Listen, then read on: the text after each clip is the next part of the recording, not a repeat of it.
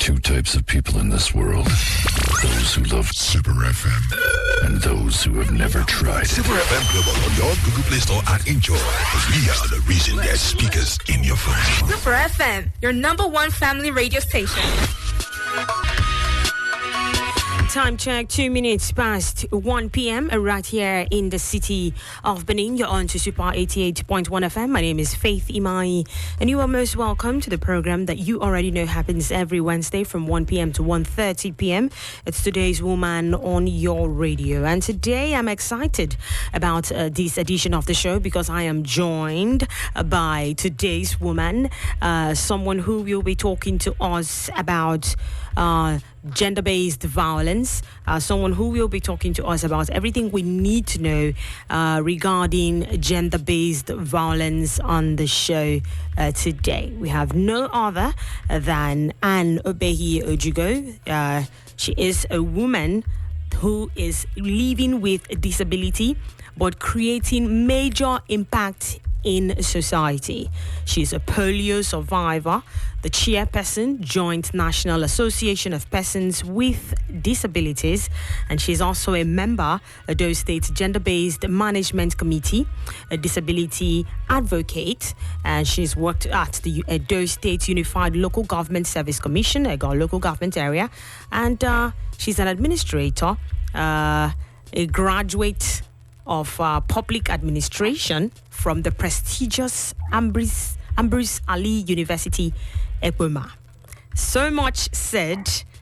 The most vital parts of this introduction is she's currently not in Nigeria. She's chilling somewhere in Atlanta. But we are going to have this conversation via phone. And she is on the other side of the phone. Good morning from your time, but good afternoon on our time. How are you doing today, ma'am? I'm fine. Good morning. It's nice to have you on air.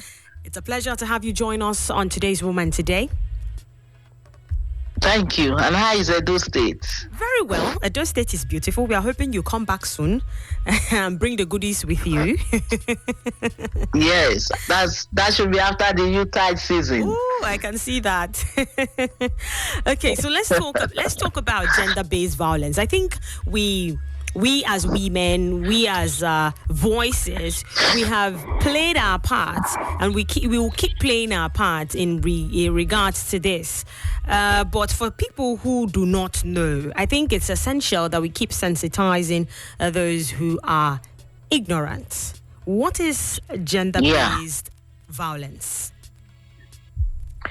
Gender-based violence is an organized violence. Let me take it one by one. Okay. Violence is all when you all types of harmful practices against someone. When you do anything that is harmful against someone, that is violence. Something that will cause somebody a pain, heart pain, trauma, and issues that will make that person to go down for life. They are violence. You perpetrate evil against someone, they are violence. And then the gender aspect of it is when you do it against a woman as a gender, gender as women, and then even the male folk gender. So you bring it back to say that's gender-based violence. And gender-based violence has remained people don't talk much about it because of the stigma associated with it. So gender-based violence is not what people talks about.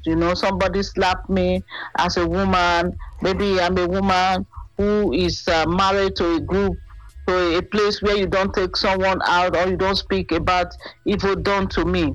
So I should keep it to myself. So it has remained a very silent issue in our society for a long time now because people don't talk about it, especially when we come to the sexual aspect of the GBV.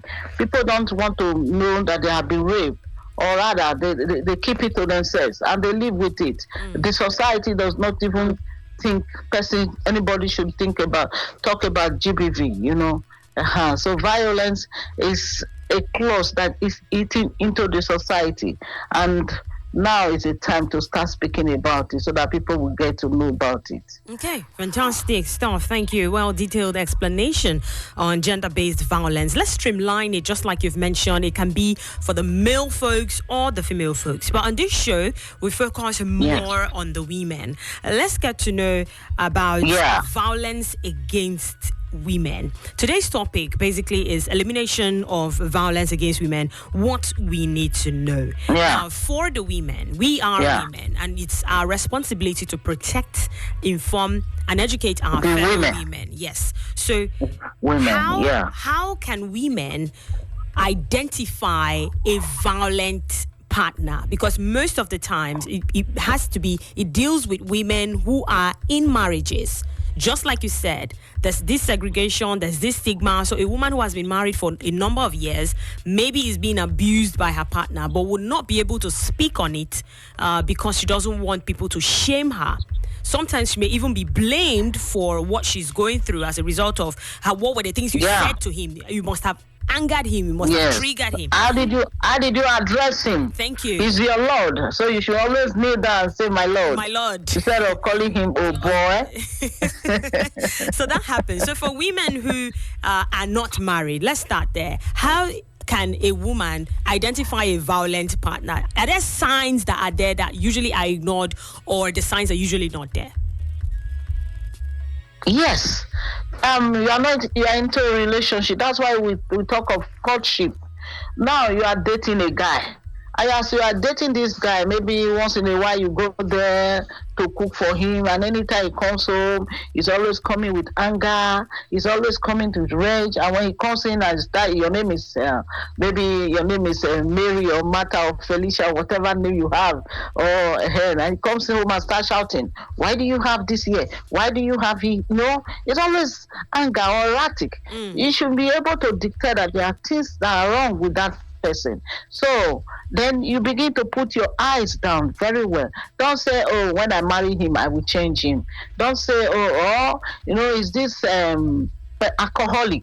He's into alcoholic. People who are deep in alcoholic, where I'm on air, but I don't want to say that everybody that is into alcoholic is a wife beater, because there are some who are also slow poison when it comes to that. But you should be able to notice some things, some issues with him. Years ago, I was into a relationship, and the relationship did not work because I noticed this guy, whenever he comes, he always wants my money, number one. Then number two, he doesn't want me to keep friends. So whenever he sees friends with me, he gets angry. So I didn't need another person to tell me that this thing will not work, because number one, I'm a woman of the people. I want to go with the people. I want to help the people. So now having the partner that will not make me to actualize my dreams. So it is very easy. You can easily detect it. But unfortunately, our women or girls, ladies, they are carried on, they call it love. But I don't think that is love actually, because no matter how the man will hide his identity, he cannot hide it for more than 6 months. You must definitely get it. The other way around, no matter how the woman will also hide her identity, you will always get her out. So our women are so deep in love, or what they call it, that they will not enter into, and then by the time they enter this marriage or relationship, they're already into it. The next thing they will say, let me be it. I'm already into it. They don't want to be shamed, like we have said. They don't want to have a broken marriage. We have seen stories, so many stories that I was watching a viral video of that lawyer. Sorry, maybe I'm deviating, of that lawyer from barrister from Calabar that just beat the wife and acquired or something like that. And the people were mentioning since 4 years now that they've been here. This man, this is how he always beat this woman. Wow. Now tell me, what can keep a woman in an abusive relationship? See, that was not the day he started it. Even when you compliment him and say, hey, you look good, you say, hey, must you tell me? If person say you look good, oh, thank you, sweetheart. But if somebody say you look good, they say, hey, waiting, I not look good before. There are some stories that are too real to believe.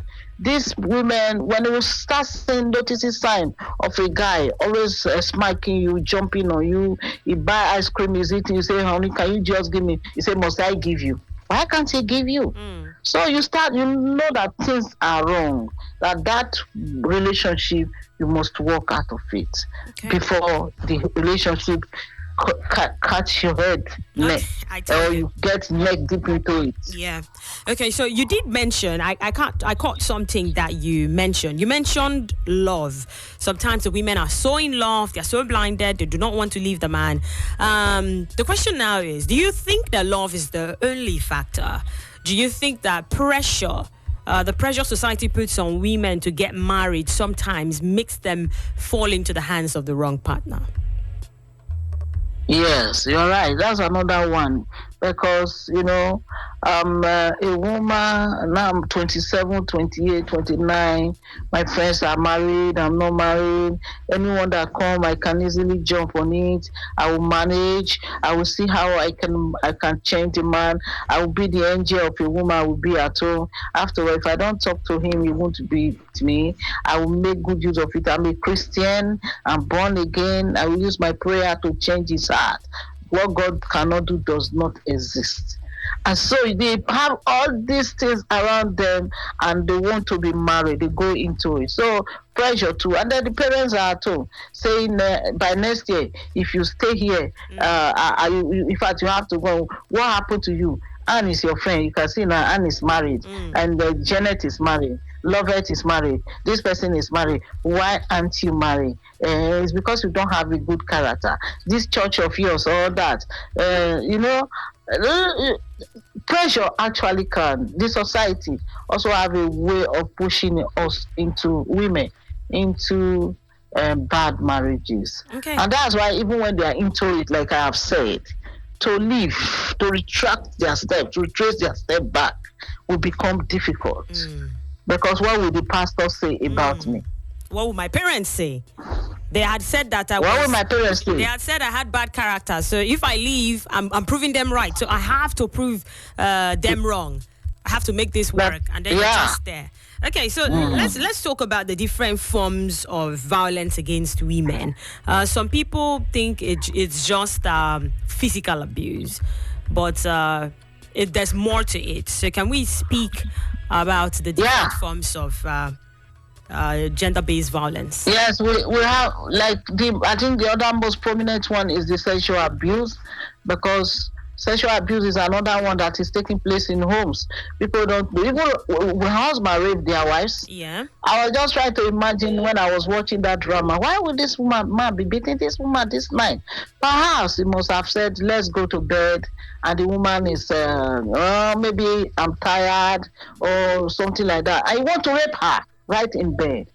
You understand? Then we have those people who just a friend, and then the next thing you want to go get down with you. If you refuse, they can rape the person. That's sexual abuse. You don't want to be touched. Somebody come and start cuddling you all around. That's sexual abuse. Sexual abuse is another form that's rape and defilement. And you see that this now is more prominent and common in our society, especially that of defilement, where fathers defy their children, their infants. How can a man, grown-up man, 50 years, 60 years, 70 years, what do you want in a child of 3 months?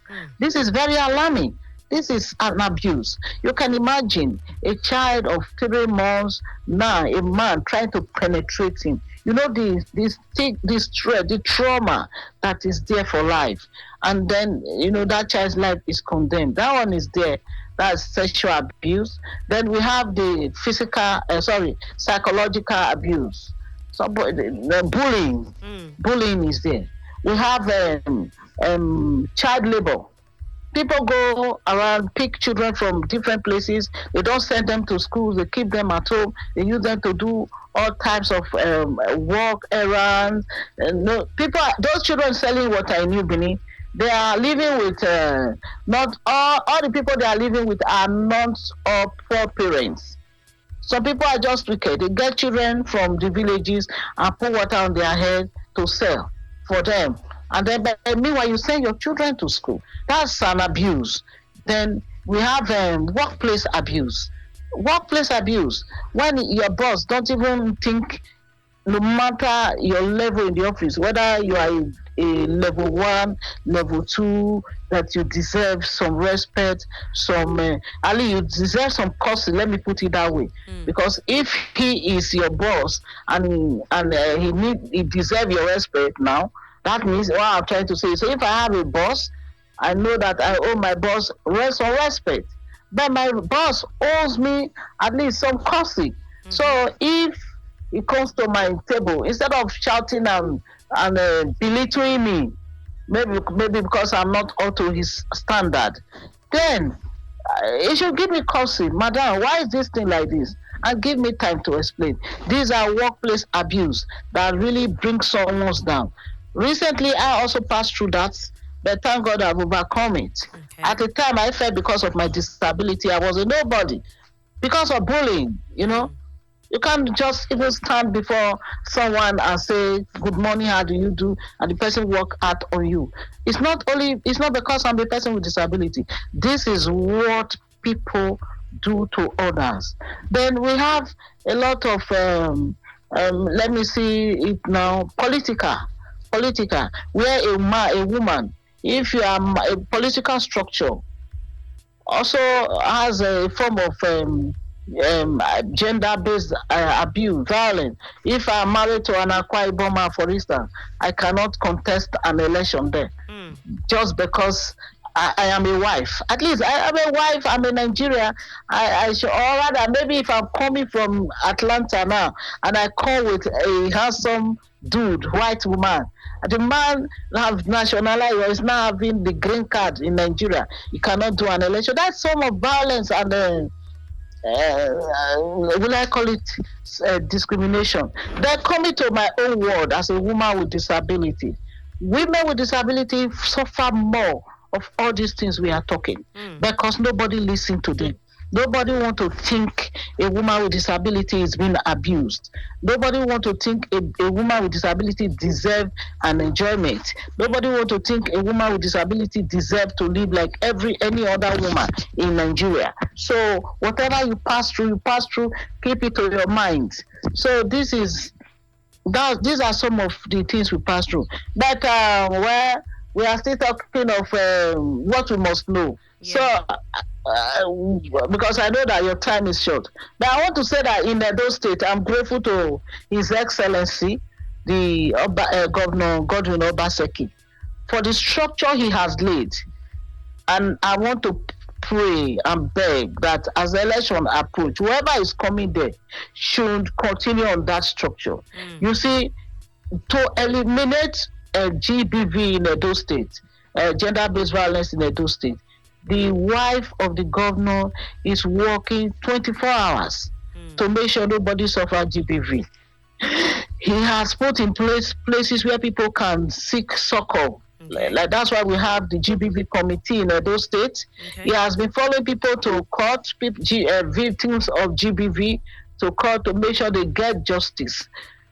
And we have the Vivian Center. I don't think many people know about the Vivian Center in Edo State, or the SAC Center, otherwise known as Daisy Ehanire Danjuma Center in Benin City. That's a wonderful place whereby when you are passing through GBV, you can come and have succor.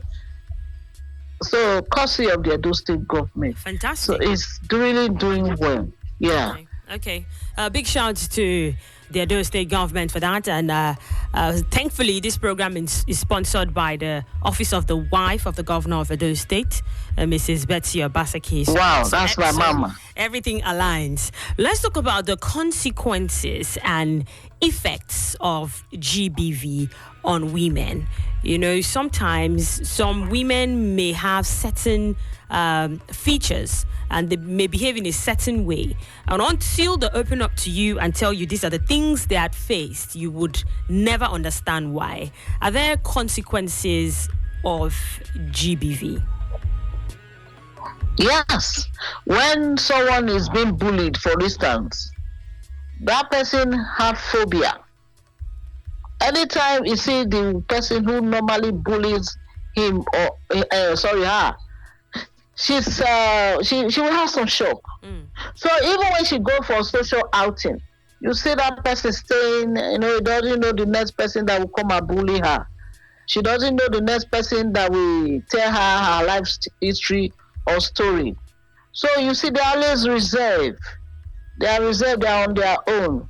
My friend, why are you like this? Are you not feeling well today? Say, I thank God for everything. They always say it is well, it is well, it is well. Take note. If you see any woman that is always well with, go close to that person and know why it is always well.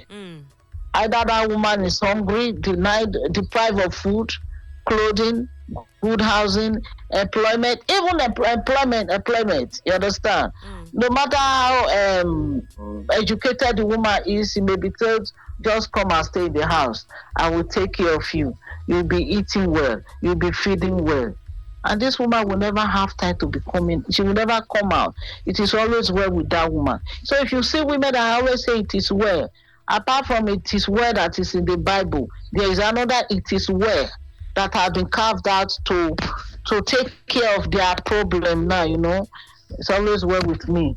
Yes, leave it. I'm like that. Then you see people, those who are going past through battery, they are always sick, body pains. They're always looking shabby. No matter how dressed they are, the dress will be going one way, while the woman will be going the other way. Because in her mind is far from the dress she's putting on. So there are many things. Then for the children, for the children, when they have a place to play, they go there and play it out. Yeah. But when you hear daddy's around, they go and hide. Honey. When they are coming back from school, for instance, for those who come to school, they don't want to come home. But when they come home, the hair have started. So a lot of things that you can easily find out from them. You will know when you see them, even when they are in church. When pastor is preaching or talking, the woman is busy sleeping. Maybe he didn't sleep last night. That doesn't mean if you are sleeping in church, you are. But all these are signs, are features of knowing that people are passing through gender-based violence and they deserve special counseling. That's what I also want to say. If you are passing through GBV, don't keep it to yourself. Come to our center. Come to Edo State Sexual Referral Center behind Edialim. You will meet counselors there. You will meet policemen there. You will meet doctors there. In fact, if you have the toll free to Her Excellency, call her. She will follow you and make sure you are okay. Recently, you saw the person that was shot in Edo State, a woman, just because the food was not ready for the husband. Or honey, why will you eat? Abi, I think you are aware of that too. So these are you can't just talk to your husband. If you know you are in Edo State and you belong to that group, why wait to die? There is more to life. Life is worth living. Life is good. Okay. Come out to those that can help you. And if you please, if you know you are a woman with disability, reach out to me. Okay. And by the grace of God, with our mom by our back, we can help you. Okay, fantastic stuff. So finally, before you go, sometimes people get worried that if they go complain, in some cases they counsel them and they ask them to return to their partner. Especially the lady that complained somewhere in the east that her husband has been battering her. Her sister came to the house and made a video. It went viral. And in 2 days, we saw the couple loved up again, saying that, okay, sorry to disturb Nigerians with their problems. Her husband has apologized and he has promised not to behave badly anymore. And sometimes it becomes unfortunate and the women die in the hands of their abusers. So the women in those states, are they fortunate enough to get justice through and through, justice to the core? Do they get rehabilitated after that, especially the ones who don't have monies to start a new life? Do they get 100% rehabilitation? Yes, for sure. In the first case, that's why we have special designated courts where cases, because once they catch an abuser, the first thing they charge the person to court. Okay. And the person to court, and the person is found guilty, he goes to jail. Then the state takes it up from there. Okay. That's why we have the Daisy Ehaniro Center.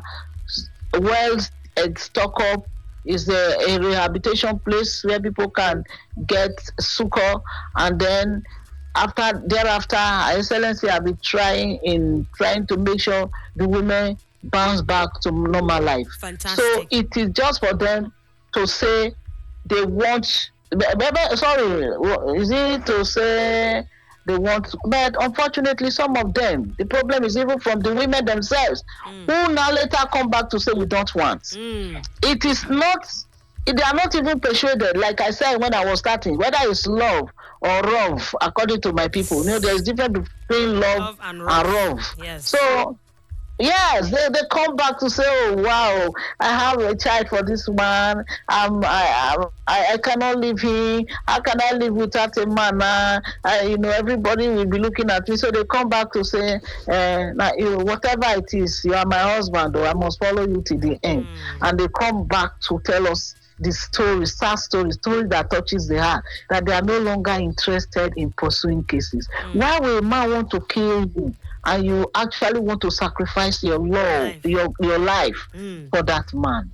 After all, you are not Jesus who died for the world. On the cross. You married a man and the man does not want you again. You walk out of it. Exactly. Instead of coming to say, I'm no longer interested. My parents have said, my pastor have said, my reverend have said, they have told me to pray and fast that he's going to change. I will continue. I should be more respectful, serve him his food on time. And when he can go on and on and on. But at this point, I need to say thank you very much, and Google, for joining us on the show all the way from Atlanta, Georgia, United States of America. Please, when you're coming back next year, bring our goodies for us at Super FM. And we must say a big shout out. We must say a big shout out. Thank you so much to the wife of the governor of Edo State, Mrs. Betty Obasaki, for putting this program together. Thank you very much, ma'am. Do have a beautiful rest of the day. Thank you. That's the size of the package on today's Woman Today. Thank you so much for joining us. A big shout to ANN OBEHI OJUGO, who joined us on the show today. Women, please put yourselves first. Make that decision that will better your life. They would say leave to leave, because an abuser most likely would never change. So if you love yourself enough, you should put yourself first. Do enjoy the rest of our programs. I must thank you especially once again for sticking with us from 1 p.m. to 1:30 on Today's Woman. My name is Faith Imai. Super 88.1 FM is the dial. Don't touch it. Don't touch that dial. Super FM. It's a saying.